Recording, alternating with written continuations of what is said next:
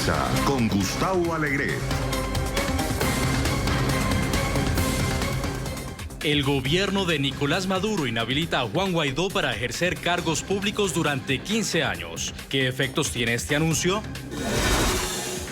El presidente de Brasil, Jair Bolsonaro, da marcha atrás sobre su promesa de mudar la embajada a Jerusalén. ¿Un revés para Netanyahu? Google y Cuba firman acuerdo para mejorar el Internet de la isla. ¿Servirá para democratizar Internet? Comienza Club de Prensa con Gustavo Alegret. Estas y otras cuestiones en esta mesa de trabajo. Hoy la vamos a compartir con el profesor Eric Langer, profesor de la Universidad de Georgetown. Profesor Langer, buenos días, bienvenido. Siempre un placer. Ya por fin es viernes, profesor. Sí, pues.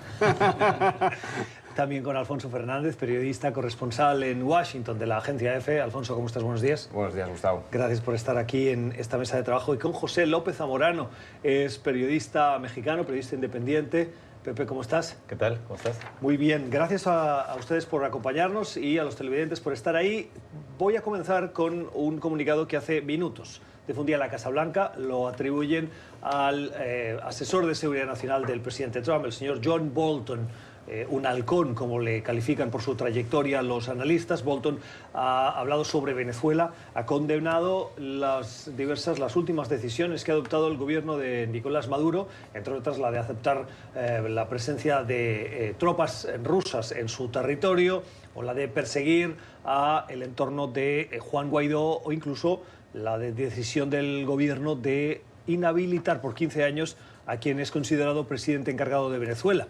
Pero nos llama la atención porque en el mismo comunicado condenan y ponen en alerta la decisión de la presencia de esas tropas en el territorio venezolano, y asegura el gobierno estadounidense que textualmente considerarán esos hechos como una provocación, una amenaza directa a la paz internacional y a la seguridad en la región. Pepe, qué lenguaje tan contundente del que se puede derivar. Sí, definitivamente. Bueno, la semana pasada hablábamos aquí en este mismo foro sobre aparentemente que estábamos siendo testigos de esta dramática resurrección de la Guerra Fría, ¿no? Ahora, lo que estamos viendo en los últimos días, lamentablemente, es una escalada retórica, ¿no? Donde ya el gobierno de Estados Unidos considera esta presencia de asesores militares rusos y otra acción similar como una amenaza directa, ¿no? Yo creo que esto obviamente escala la situación a un nivel de mucha preocupación regional de la estabilidad, ya no solo en el continente americano, en el hemisferio, sino también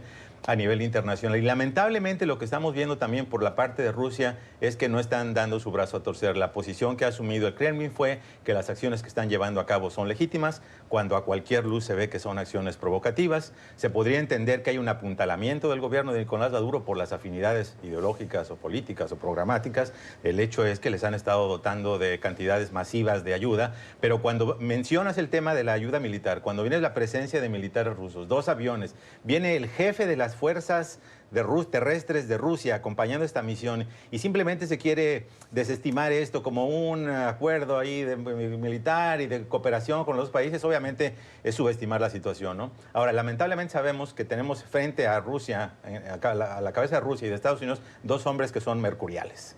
2 hombres que muchas veces tienen decisiones viscerales, que muchas veces no pasan por los filtros de sus aparatos de inteligencia, seguridad nacional y diplomacia para saber cuál es el mejor paso a seguir, sino que toman muchas veces decisiones sin impulso. Y cuando tienes, además, como asesor de seguridad nacional a una persona que es reconocida universalmente como un halcón, entre comillas, que es John Bolton, pues la cosa se complica. Son las fórmulas, los ingredientes ideales para una tormenta perfecta, ¿no? Yo esperaría, como siempre, ojalá, que prevalezcan las cabezas frías y que haya acciones concretas para una distensión, que se vayan los asesores rusos y que este tema, ¿no?, de Venezuela se dirima en la arena pública, sí, pero una negociada. Y ahí también tiene responsabilidad Estados Unidos, cuando el presidente Donald Trump habla de una posible invasión, cuando dice que todos los temas están en la mesa, cuando John Bolton aparece con su libretita diciendo que van a enviar 5,000 tropas a Colombia, vamos, todos están echándole fuego a esta llama. Lo que, escuchándote, pensaba es, una cosa es el uso de la gesticulación diplomática, que puede ser más o menos contundente, como por ejemplo, y me viene a la cabeza este ejemplo porque es el más paradigmático de los últimos,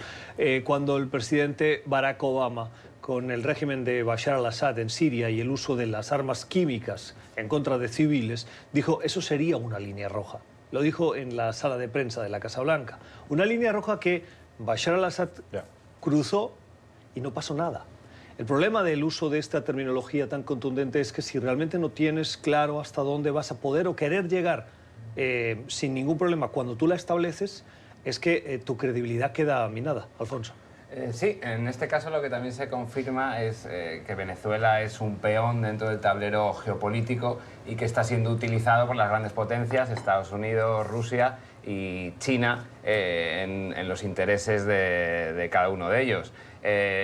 Hasta ahora habíamos visto como Rusia y China se habían limitado a un apoyo formal, retórico, pero no habían dado un paso al frente. Con este despliegue de tropas, que es una injerencia pura y dura, si interpretamos la cuestión de manera literal, lo que hace Rusia es demostrar que no va a dar un paso atrás y que va a reforzar al régimen de Maduro con todas las de la ley. En el caso China hemos visto algo similar con la asamblea del BID, que hace una semana finalmente se canceló ante la negativa de Pekín de dar una visa a Ricardo Hausmann, al enviado de Guaidó. Hasta ahora Pekín había tratado de mantenerse un poco, digamos, en las sombras, por decirlo de alguna manera, respecto a la actuación con Venezuela, expresando su apoyo, pero sin ser demasiado explícitos. Ahora vemos como Moscú y Pekín han dado un paso al frente y están diciendo a Estados Unidos: nosotros estamos listos para apoyar y respaldar a nuestro aliado Nicolás Maduro. Bueno, en realidad creo que hay otras facetas que hay que tomar en cuenta. Uno es que uno de los aviones vino directamente de Siria y 100 soldados no es nada, en realidad, porque eran 100 rusos. Pero lo que sí parece que puede ser que hayan sido son expertos en sistemas de misiles antiaéreos. Entonces, eso es lo que preocupa, creo, Estados Unidos, porque si dicen que hay todas las opciones abiertas, obviamente lo primero que haría Estados Unidos es utilizar su fuerza aérea.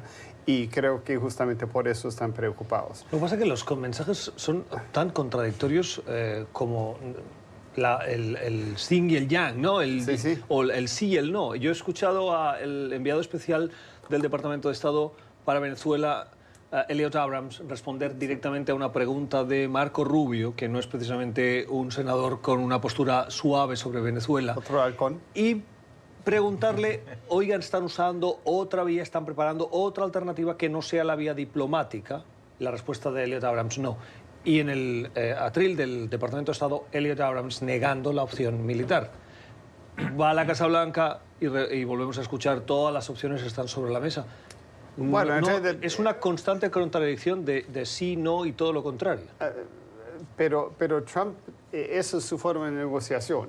Está amenazando lo que sea para que algo caiga y que se den cuenta y entonces le tengan miedo, porque eso realmente es parte de su política America First. Que si Estados Unidos puede hacer lo que quiera en el momento que quiera, y como son los más grandes militarmente, los más fuertes, pueden usar cualquier carta que tienen dentro de sus posibilidades. Yo estoy de acuerdo con Gustavo. Yo creo que sí que se nota una falta de coherencia y coordinación dentro de la administración estadounidense, ¿no? Lo que no puede ser es que un día Trump diga que todavía se guarda en la mochila, digamos, las sanciones más duras que se puedan llevar a cabo, y al día siguiente dice que ya no puede tomar más opciones y que lo único que resta es la intervención militar. Yo creo que lo que se está demostrando es que hay una falta de impulso en la opción de Juan Guaidó, y a nivel internacional empieza a aparecer una especie de estancamiento o cierto cansancio de que no se le ve el recorrido que se esperaba después de más de 2 meses de haberse proclamado presidente encargado, ¿no? Entonces, creo que están tratando de encontrar unas alternativas o retomar, en cierto modo, el impulso. Ayer vimos cómo el presidente Nicolás Maduro inhabilitó a Guaidó. Yo creo que en este caso se está viendo cómo Maduro está empezando a retomar un poco el control de la narrativa, y se ha visto con una cierta fortaleza como para tomar el primer paso contra Guaidó, algo que no se había atrevido a hacer en las primeras semanas de esta crisis. Y Pepe, cuando oigo la explicación que nos acaba de dar Alfonso, la cual comparto, porque una cosa es lo que uno querría y la otra lo que uno ve y tiene que describir. Y cuando los periodistas insistimos o explicamos ese ambiente de retroceso, de la falta de iniciativa, las voces próximas especialmente a Guaidó y sobre todo los venezolanos que se aferraron a la figura de Guaidó, a la esperanza que generó, y escuchan de nosotros esa descripción de algo que objetivamente nos parece que es lo que está pasando, las críticas se vuelven contra los comunicadores diciendo que somos pesimistas. Bueno, primero, no debería sorprendernos que haya incoherencia en la formulación de políticas de la administración Trump.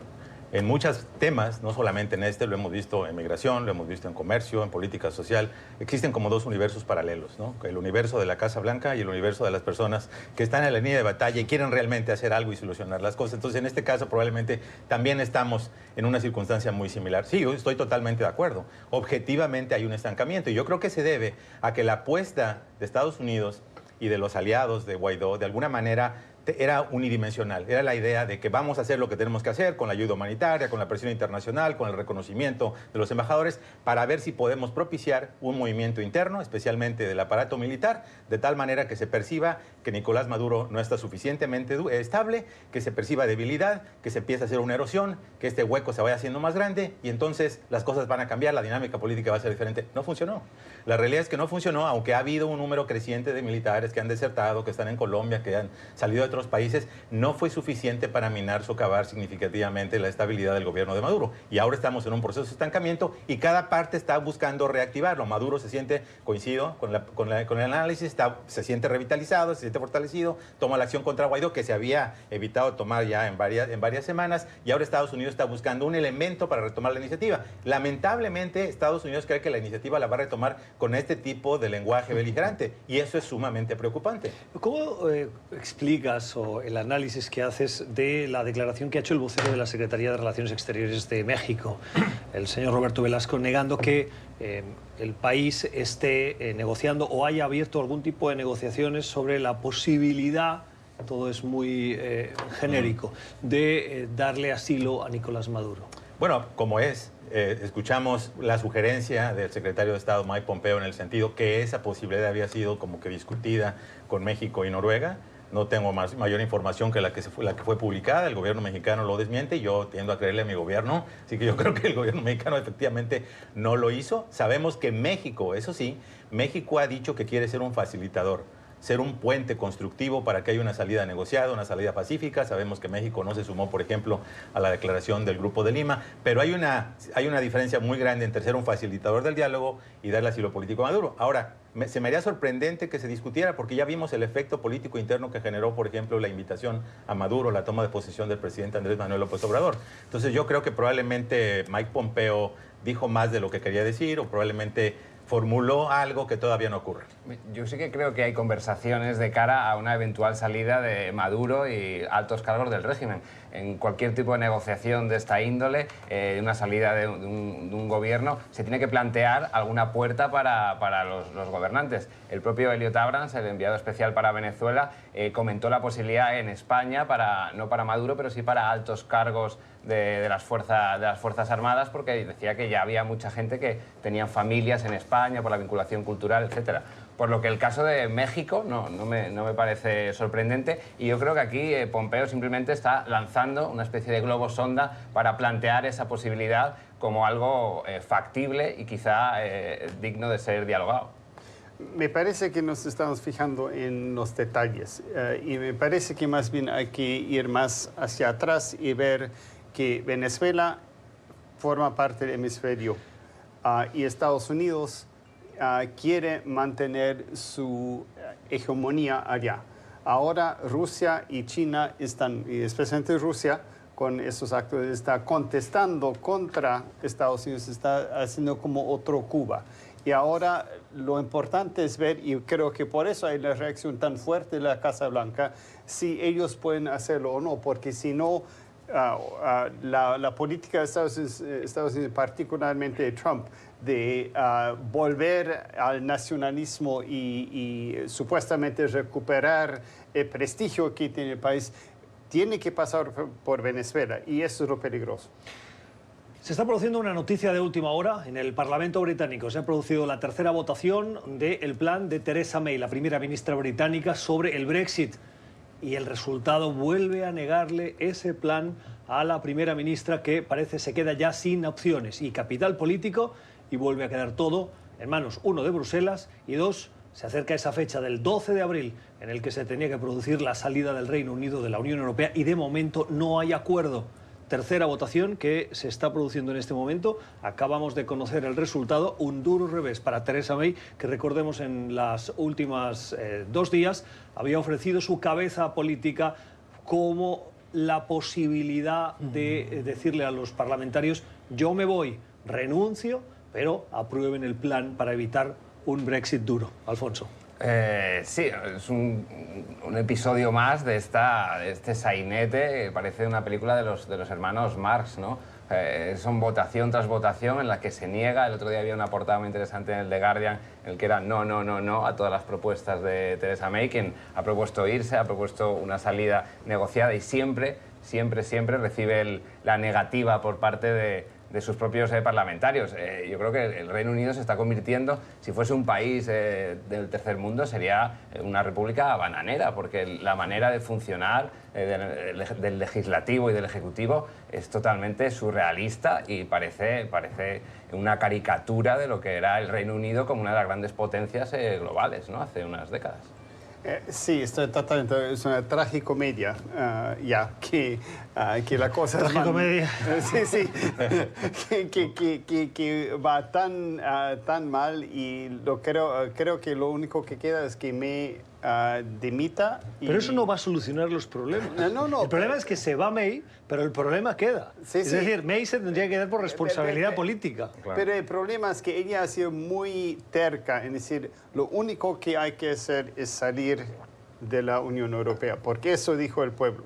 Entonces, no tiene la imaginación para pensar en otras soluciones. Por ejemplo, decir, bueno, yo devuelvo lo del artículo 50, que es lo que dice que tienen que salir, o que haya otro plebiscito o lo que sea, y siempre ha sido tan terca, dice, no, solamente eso, y solamente como yo lo quiero, y todos los demás, no. Entonces, por eso estamos en la situación en la cual estamos. Estamos en vivo con esas imágenes que nos ofrece el servicio de televisión del Parlamento británico en el momento en el que ya se ha producido ese resultado, ese rechazo mayoritario de los miembros del Parlamento británico en contra, por tercera vez, de la propuesta de Theresa May de regular, de impulsar una propuesta ordenada de la salida del Reino Unido del bloque comunitario. Cerramos con un comentario de... Sí, bueno, ni siquiera fue cerrado el voto, fueron 344 contra 286. Esto refleja que hay una verdadera crisis de identidad, ¿no?, en la Gran Bretaña, porque cuando estuvieron los votos de la semana pasada para ver si estaban a favor del nuevo referéndum, tampoco funcionó el nuevo referéndum. O sea, todo es estancamiento político. Realmente yo no veo un horizonte muy claro de cómo van a salir de estas, pero cualquier salida que haya no va a ser una salida fácil, porque evidentemente va a generar polarización de toda la población. Vamos a hacerla. Seguimos en nuestra mesa de trabajo oteando la actualidad, una actualidad que también llega desde el Vaticano. Esta mañana hemos conocido que el Papa Francisco ha dado un pasito más en el endurecimiento de las normas de control interno para hacer frente a la borrasca, el huracán, el vendaval, el ciclón de los abusos sexuales que ha arrasado con esa credibilidad de una institución que por años ha quedado demostrado en diversos juicios, y no solo en un país, sino en varios del mundo, que hubo un encubrimiento de esos escándalos sexuales que ahora van poco a poco saliendo a la luz. Francisco quiere que esos casos sean denunciados inmediatamente, y así lo ha dicho en unas normas que además, Pepe, que incluyen, entre otras cosas. Bueno, incluye, por ejemplo, la ampliación de la prescripción de los delitos a 20 años, antes era de 4 años, la obligación de denunciar si se conoce de algún caso, y algo muy interesante, que cualquier persona condenada por abusar de un menor o de una persona vulnerable sea removida de su cargo. Yo creo que son, por supuesto, quizá no pasitos, son pasotes, son zancaditas en la dirección correcta, ¿no? Lo habíamos comentado cuando vimos este cónclave sobre la situación de las víctimas de la pederastia. Lo que dijimos es, bueno, ¿y a dónde va a ir? Qué bueno que se le dé exposición pública, qué bueno que haya visibilidad a un fenómeno que ha estado ocultando la Iglesia o tapando a medias, no con mucho éxito durante décadas, y que esto salga a luz pública, y que, por supuesto, obviamente haya un énfasis muy importante en las víctimas y en las personas que todavía son víctimas y que siguen en la oscuridad. En mi opinión, sin embargo, todavía se queda corto. Creo que, y aquí lo hemos comentado, hay, en mi opinión, la necesidad de una reflexión estructural sobre las circunstancias que generan, en primer lugar, la pederastia. En este caso estamos, creo yo, de alguna manera atacando los síntomas, estamos concentrando en las personas que lo cometen, en las personas que tienen un nivel de supervisión y que lo tienen que denunciar, en, por ejemplo, las víctimas, sumamente importante que se les dé, por ejemplo, atención pastoral. Pero ¿qué está propiciando que haya tantos casos de pederastia en una institución moral como es la Iglesia Católica, es el celibato? ¿Qué está ocurriendo? Entonces yo creo que son pasos muy importantes en la dirección importante, quizá todavía hace falta más reflexión. Me llama mucho la atención que un crimen, porque llamemos las cosas por su nombre, un abuso de un menor desde el punto de vista de la violación sexual, en el Código Penal Eclesiástico tuviese una prescripción de 4 años. 4 años. Es muy poco. Absolutamente. No, y estos delitos son fundamentalmente son delitos del fuero común. Se está cometiendo un crimen contra un menor de edad. Lo que agrava, por supuesto, es que la Iglesia se erige como un guía espiritual y que esto ocurra en un nivel, en un lugar donde hay una relación asimétrica de poder, donde los sacerdotes tienen un poder excesivo y dominante sobre los menores de edad, ¿no? Creo que es una circunstancia que todavía lo agrava aún más.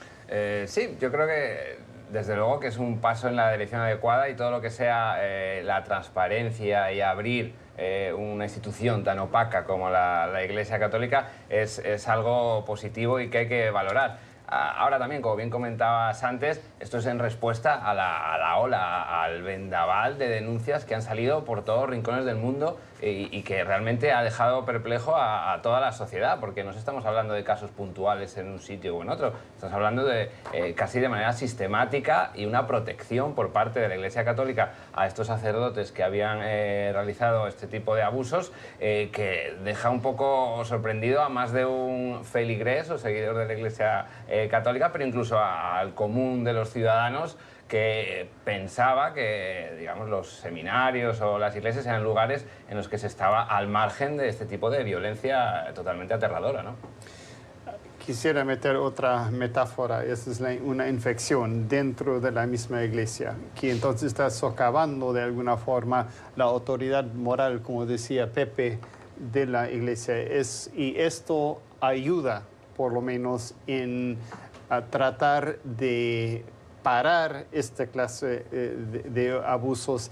Es absolutamente... Y que no den lugar a que se perciba que está haciendo un trabajo de activista más que un trabajo efectivamente de descubrir el punto de vista del gobierno. Probablemente aquí fue un ante unas preguntas que pueden haber sido complicadas o no, pero que para las que... salir de la Gran Bretaña, pero igual, o Reino Unido, mejor dicho. Pero igual es muy importante poder aguantar cualquier cosa y además yo creo que lo que distingue a un buen político es esquivar la pregunta de alguna forma y ponerla de otra forma y después salir airoso de todo eso sin jamás haber contestado eso. Parece que no sé si estaba muy cansado. Sí, en estos casos pienso que Sí. cuanto menos entres a la provocación, más diluida queda la entrevista. Exacto. Y más pasa desapercibida Sí, sí. y más rápido muere. Sí, Porque sí. si no aportas nada, si no dices nada, no generas noticia. Y ahora estamos hablando en Club de Prensa sobre eso, ¿no? Porque en Club de Prensa escogemos los temas que son de actualidad. Exacto, más candentes. Más No, candentes. la cuestión es que el arte de la diplomacia va precisamente de esta cuestión, ¿no? De ser capaz de dialogar y llevar los argumentos y convencer al otro, ¿no? Entonces esto es lo que más, si cabe, sorprende por la reacción de Borrell, ¿no? Y hay una técnica muy común para las personas que son entrevistadas, que es el famoso pivotear, ¿no? Es decir, tú recibes la pregunta, la bola dura y de alguna manera respondes con otro tema. Sí, sí. Entonces yo creo que aquí a lo mejor, no sé si estaba cansado, estaba molesto o venía con la percepción de que el periodista venía a cazarlo, con Z, ¿no? No necesariamente a hacer una entrevista profesional. Y fue un choque de percepciones. Quizá. Me pregunto si hubiese hecho eso Andrés Manuel López Obrador. O si es una comparación, y me van a perdonar los que me están escuchando, con lo que le pasó a Jorge Ramos con Nicolás Maduro, ¿cuál hubiese sido la reacción más allá de la Unión Europea o de lo que ha pasado en España? Es una comparación interesante. El tema es que aquí Borrell no se llevó la cámara, no apresó a los periodistas, no los metió en un cuarto a oscuras, ¿no? Y básicamente la percepción de que hay una amenaza sobre su integridad física, ¿no? Obviamente este es se da en un contexto democrático, en un contexto de una sociedad libre, y ahí te das cuenta la diferencia que hay de la relación entre la prensa y el poder. Son las ventajas de ser dictador, no puede ser lo que uno quiere. Las ventajas. O sea, que es una ventaja ser un dictador. En este sentido, sí. Es usted muy irónico, ¿no? Este viernes. Sumamente. Bueno, le agradezco que haya dicho lo de la ironía, si no parecerá que esté defendiendo aquí a los dictadores. Estamos en nuestra mesa de trabajo con la mirada puesta en Brasil. El presidente Jair Bolsonaro ha dado marcha atrás en las últimas horas y cuando está a punto de partir hacia Israel. ¿Ha dado marcha atrás en qué? En su propuesta de trasladar la embajada de Brasil, que hoy se encuentra en Tel Aviv, como la mayoría de embajadas del mundo, trasladarla de Tel Aviv a Jerusalén. Un movimiento que pretendía reforzar la voluntad del gobierno de Israel de consolidar a Jerusalén como la capital legítima de Israel, en contra de los criterios de la comunidad internacional, que con ese gesto evitan el conflicto. Pues bien, en las últimas horas, Jair Bolsonaro, justo horas antes de partir en visita oficial a Israel, ha dicho que la embajada no la trasladan y que puede que abran una oficina de negocios. ¿Una marcha atrás, Alfonso? Sí, desde luego. Bolsonaro, conocido por su retórica directa, frontal y con pocos matices, parece que está empezando a aprender que la cuestión diplomática y las relaciones internacionales son más complejas de lo que parecen, ¿no?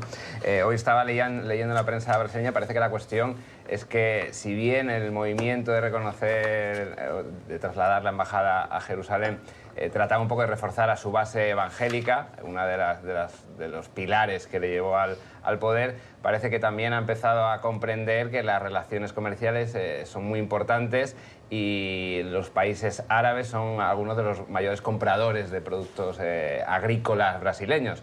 Por lo que con este viaje yo creo que Bolsonaro va a tener que ampliar y mostrar su destreza en las habilidades diplomáticas. Por otro lado, Israel, yo creo que con el movimiento de Brasil se anotaba un tanto sumamente importante, porque hasta ahora recordemos que los que han movido la embajada ya ha sido obviamente el presidente Trump, pero luego solo han sido Guatemala y Rumanía, que son países, y Honduras también ha dicho que lo va a realizar, digamos que son países más pequeños, pero el salto de Brasil sería un salto cualitativo en el respaldo internacional a esta postura, ¿no?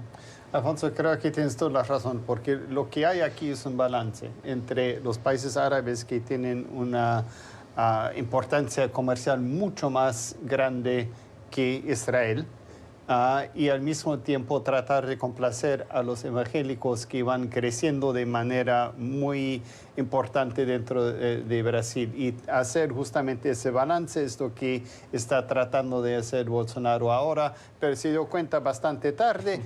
Creo que... Pero lo interesante es... Se dio cuenta tarde porque lo prometió durante la campaña. En campaña todo el mundo promete lo que cree que va a poder hacer y cuando llega al gobierno... Y creo que los evangélicos están agradecidos que lo haya prometido, porque antes tanto, ¿cómo se llama? Tanto Lula como Jim estaban muy en favor de los países árabes. Entonces ahora un vuelco, y por lo menos se ha hecho algún vuelco, y creo que eso complace mucho a al público y los que votaron por él, los evangélicos, que en realidad su fortaleza de votantes más importante para él. A mí lo que se me hace muy curioso es el timing, ¿no? El calendario, porque lo hacen justamente antes de la visita de Bolsonaro a Israel.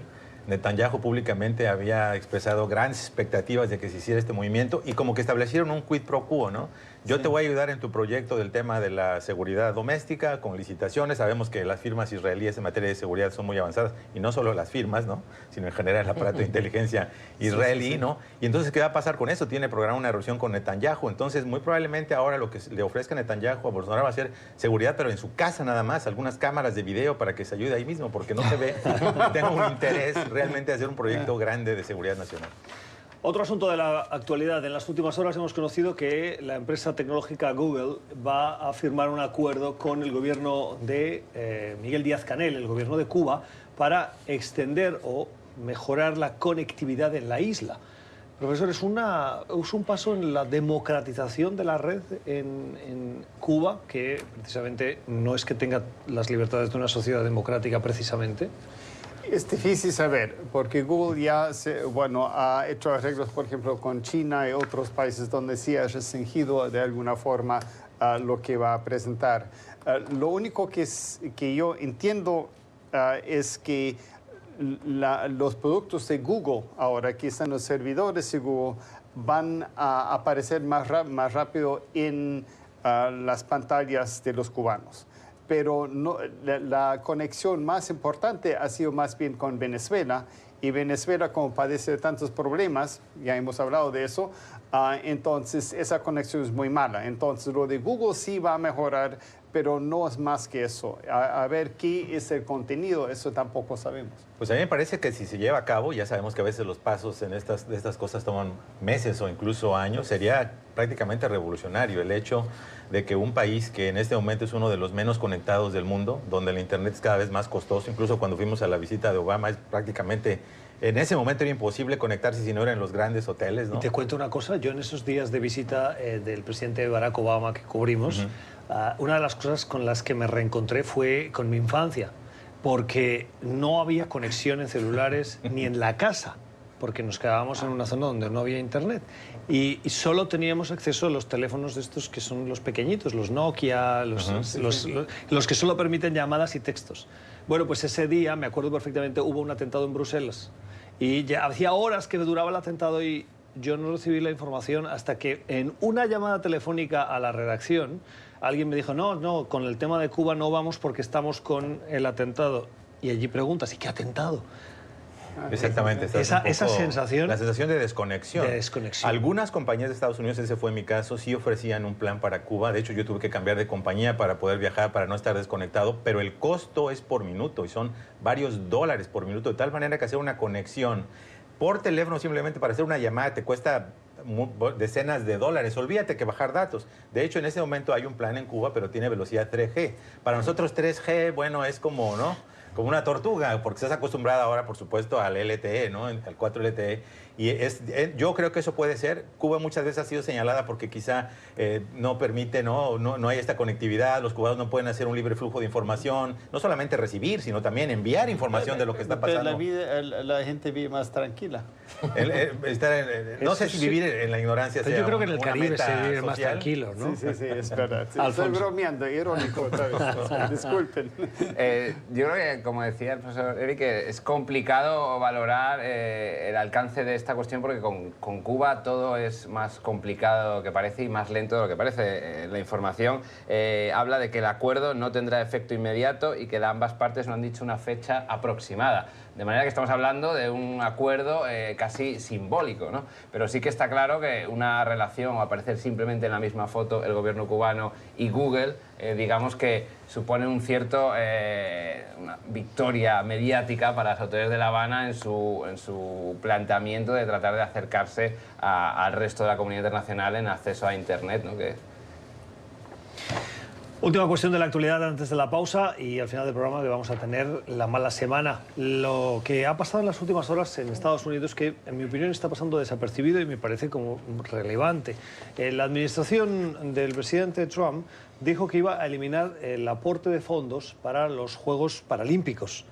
Y la decisión, que causó sorpresa, particularmente en el mundo del deporte y de la comunidad internacional, fue revertida a los pocos minutos, Pepe, por el mismo presidente diciendo que no, que daba marcha atrás y que esos fondos estaban garantizados. Qué bueno, y es inexplicable que lo hubieran hecho varios de nosotros, no por decirlo públicamente, pero hemos contribuido por muchos años con modestas cantidades justamente a los Special Olympics, que son muy, muy vigorosos en sus campañas públicas, ¿no? Siempre te llaman por teléfono y te están pidiendo, y una vez que les das por primera vez, hay una continuidad de lo que están haciendo. Eso realmente es muy interesante lo que hacen. Entonces, que el presidente Trump tome una decisión de estas, no me parece del todo sorprendente. La secretaria de Educación dijo que de hecho no estuvo involucrada en la decisión. No sé si burócratas de medio pelo están tomando decisiones en el sentido de que están haciendo esta lectura del presidente, porque cuando tienes una Casa Blanca que pide un presupuesto y en ese presupuesto básicamente está proponiendo recortes de Medicaid, de Medicare, del Seguro Social, y de muchos programas que básicamente atienden a las personas más vulnerables. Yo no sé si estos los están interpretando como, bueno, pues entonces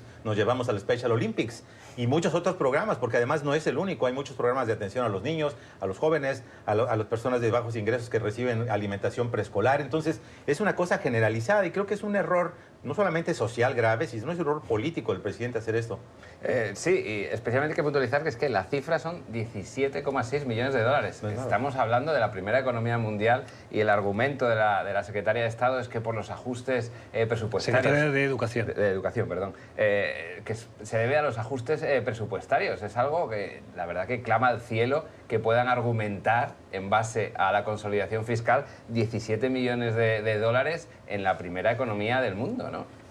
Es tienes razón, es una gotita nomás dentro del derrame total del presupuesto, aún del Departamento de Educación, pero creo que también algo quizás que hay que tomar en cuenta. Special Olympics fue fundado por los Kennedy. Otros demócratas también... ¿Usted cree que la cosa va por ahí? Yo creo que es una posibilidad. Que o sea, la sociedad estadounidense está polarizada, pero hasta ese extremo, profesor. Y yo creo que sí, con algunos sí. Puede ser que no sea Trump porque no creo que tenga esa memoria histórica tan lejana, pero otros sí. Hoy está muy irónico, profesor. ¿Cómo ironía? Es la ironía de cada tema, ¿eh? Eso fue en serio, no te creo. No, entonces creo que puede ser por eso. Y también Special Olympics en realidad es un organismo privado, ¿no? Es una ONG. Entonces el Estado dice, bueno, ¿por qué estamos aportando? Pero obviamente es más que todo simbólico, pero justamente ese simbolismo importa mucho. Entonces es muy interesante si dicen que Trump es populista, cómo puede estar acabando con los programas justamente que favorecen a la gente que lo han apoyado. Es muy interesante, un tema que deberíamos hablar en algún momento. Los comentarios del profesor Eric Langer, de Alfonso Fernández y de José López Zamorano, nuestra mesa de trabajo en este club de prensa de hoy. Vamos a...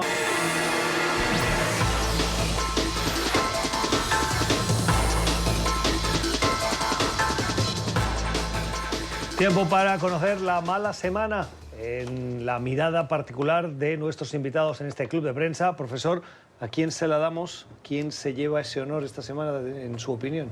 Sigo siendo irónico hoy y empiezo con Hernán Cortés, que perdió gravemente esta semana porque... En paz descanse, ¿no? ¿Cómo? En paz descanse. En paz descanse, sí, aunque no sé cómo está descansando. Pero, se debe estar revolviendo en la tumba, ¿no? Sí, Antonio Manuel concluya López, el argumento. Antonio Manuel López Obrador dijo que quería que España pidiera disculpas por la conquista y los maltratos a los indígenas y todo eso. Entonces, sin entrar en el debate, porque hay mucho dicho ya, quiero decir que, bueno, eso es culpa del señor Cortés. Entonces, bueno, él tuvo una malísima semana. ¿Qué opinan de la petición de perdón? Bueno, justamente mi mala semana iba en ese sentido, ¿no? Porque creo que el presidente Andrés Manuel López Obrador se puso en el ojo de la tormenta, ¿no? Esto generó no solo un debate internacional, obviamente España ya dijo que no se va a ofrecer perdón y disculpas, que es extemporáneo, ¿no? De hecho, quizá España no existía como Estado nacional en esas fechas. Ni México. Ni México como Estado nacional, entonces... Pero sobre todo también internamente en México. A mí el debate se me hace muy divertido y muy interesante, debo confesarlo, ¿no? Pero no sé si haberlo hecho, si los tiempos, haberlo hecho justamente antes de que haya un proceso político en España, el 28 de abril, luego mandó el 1 de marzo, que se haya hecho pública, ¿no? Algo que probablemente debió haberse quedado en el terreno de lo privado, ¿no? Esté generando toda esta controversia nacional, incluso descontando algunas expresiones de escritores conservadores, ¿no? Que creo que se pasaron en el tono de respuesta.